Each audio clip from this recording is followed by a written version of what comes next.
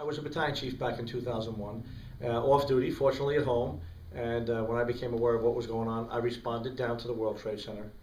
In my private car, I got to my firehouse and it certainly picked up all my gear. There were instructions there to go to the division, which I did, and eventually a group of us ended up down at the World Trade Center, where I sort of just stepped in, sort of performed my normal duties as a battalion chief, sort of in an unnormal operation, supervised different groups of men, different groups of firefighters, you know, attempting to rescue people or attempting to, at one point, Captain J. Jonas and his crew were trapped. We were trying to find them. We were unsuccessful, but another group was.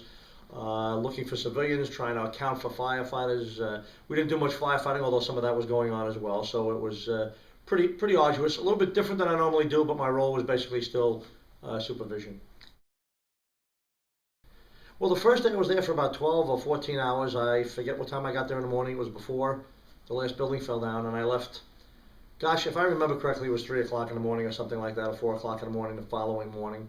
We had to hitch a ride back to the firehouse in an ambulance. There was really nothing set up yet for transporting people, but it seemed like quite a long time. We ended up having a modified system of people coming to work. At first, everybody was called in, and we stayed in the firehouse 24/7 for a few days, and then it went on to, I think, 24 on, 24 off for a while, and then it was a day and a half on, and so eventually they lingered it. I was in there for the first week, just about every day the first week, maybe for half a day, and then I came back to the firehouse and settled in there for a while, and then we went on routines of, they called them details. You'd be at the World Trade Center for a 2-week detail. You'd work your regular shifts there on a 2-week detail. I did that several times, and actually I ended up being detailed to the Rescue Battalion, which is a citywide rescue operations battalion. 3 of the 4 chiefs were killed there, and I ended up being asked to replace one of them temporarily until they got that restaffed. So I worked, I believe it was a 90-day stint there, where I worked every time I worked at the World Trade Center for about 90 days. Yeah.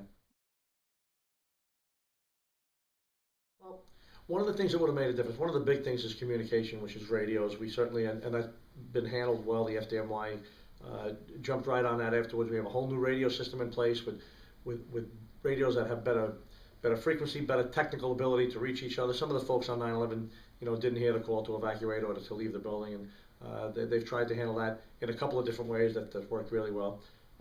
Another thing that they did is they organized a new recall system. In other words, how you call people in off duty if you have something of that gigantic size occur.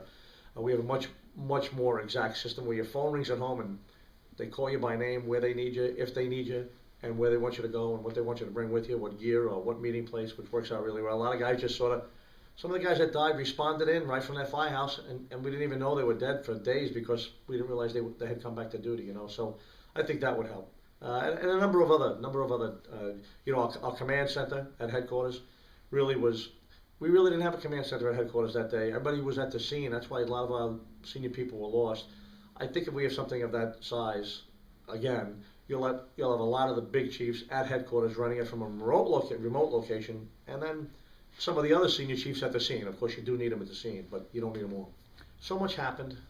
So many things were done. So many changes were made. I still think a lot of things were done wonderfully and with great intention, although some of the results were not wonderful. It was an out of control, immense situation that we had little chance of correcting. In spite of that, certainly that communication element is big. If we can have just a little bit better direct control over people at the scene of a fire and emergency of that magnitude, I think it helps you control too many people in one spot or too many people, you know, not responding or whatever that negative thing could be. So communications is one of the big things, and command, maybe having a little bit better command structure at the scene. Again, I hesitate to be too critical because in spite of the fact that we had a disastrous event occur there, I think for what we brought to the scene and for the situation that we were faced, I think we handled it very well.